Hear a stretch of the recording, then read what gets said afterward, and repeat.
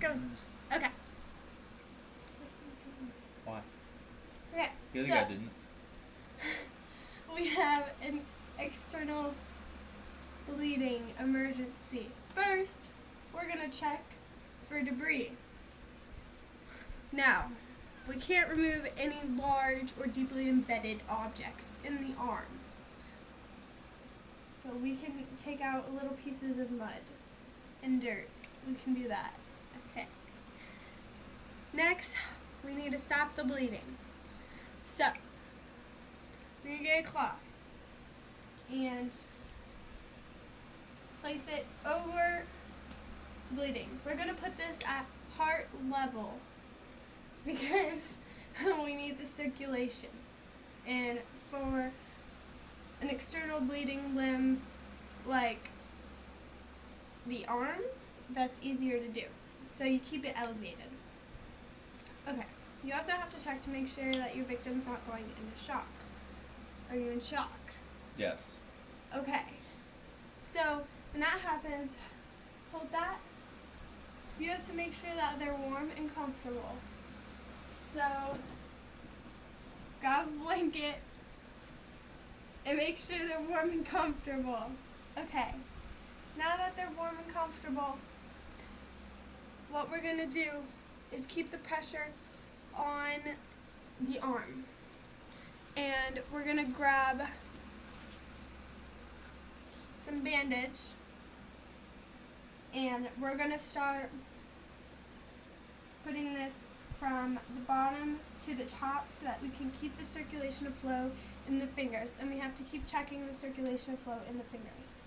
So we keep wrapping that with the gauze. Now, if it starts bleeding through the bandages, you can't take off the old ones and add new ones. You have to simply just keep adding new ones. So I'm going to keep on. Why is that? Because that means you have to start all over again.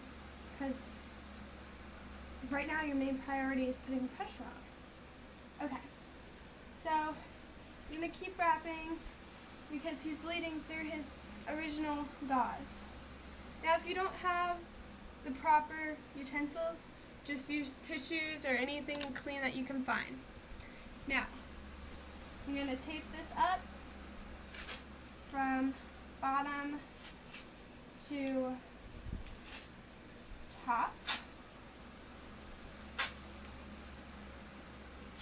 And make sure that you call 911.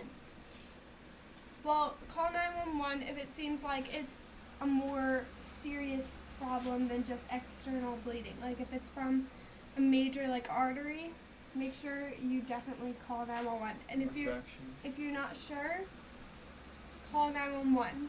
Also, if you see that's an obvious fracture or broken bone, do not mobilize the arm.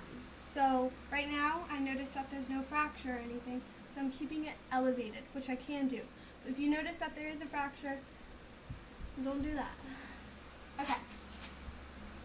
Again, check finger movement, mobilization, and check the victim's reaction.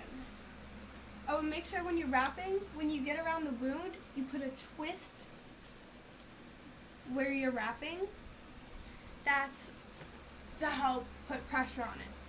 We're going to keep this immobile and elevated and check for further symptoms. So dilated eyes, gotta check that. Clammy hands, no. Dizziness, like how you feeling? Good? A little dizzy. No, you're not. Okay. So if they're actually having external bleeding on the outside or something, make sure you lay them down. You can still do that with this, but I'm going to want to keep it elevated for now just because that's the best thing for this wound. And once the bleeding is stopped, we just wait for 911. And here is how you properly stop external bleeding. And make make sure your victim doesn't die. Thank you, doctor. I'm not a doctor. Oh. I'm first aid certified. How do I stop this? Can you stop it? You have to crop that. It's still going. Oh, sorry. Yes, it is.